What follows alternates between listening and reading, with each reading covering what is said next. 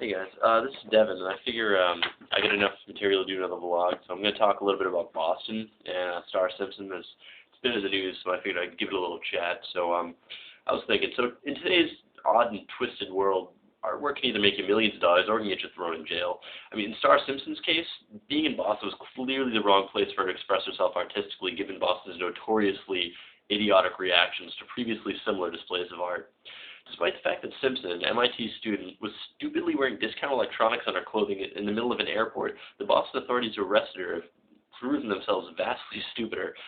Maybe it's just my lack of knowledge on the subject, but exactly how long have circuit boards the size of Rice Krispies been considered dangerous? When was the last time anybody got blown up by a AA battery? If I lived in Boston, I'd be ashamed of my city. In the past, Boston authorities have looked like idiots over simple electronic devices, and in some cases, completely ignorant of pop culture. I call your attention to the light bright scare of earlier last year, where several children's toys, even children had trouble injuring themselves on these, were obliterated by Boston Bomb Squad police who were convinced that they were malicious improvised explosive devices.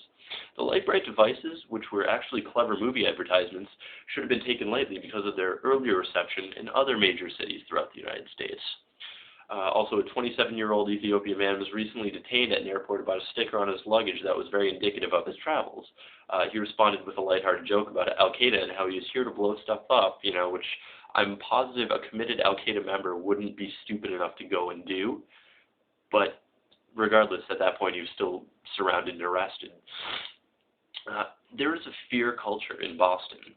It seems that anywhere you go, people are getting frightened of getting blown up, and terrorists don't care about Boston. I'm almost positive. Yet anyone who's recently ridden the T can tell you about the odd posters that spring up, and there's just these weird posters that festoon the inside of the train cars. The ones with the picture of the old lady with a cell phone, and then it says, when something doesn't quite add up, call this number. And I'm just thinking to myself, yeah, that's the last thing Boston needs. An army of old crones with a cell phone whipping out and calling numbers willy-nilly at the sight of a brown package anywhere. I mean, instead of living our lives confidently, we're being ordered to consider the threat of terrorism around every corner, that lurking in every shadow is a dark soul fully intent on blowing us all to smithereens. So what would become of Simpson?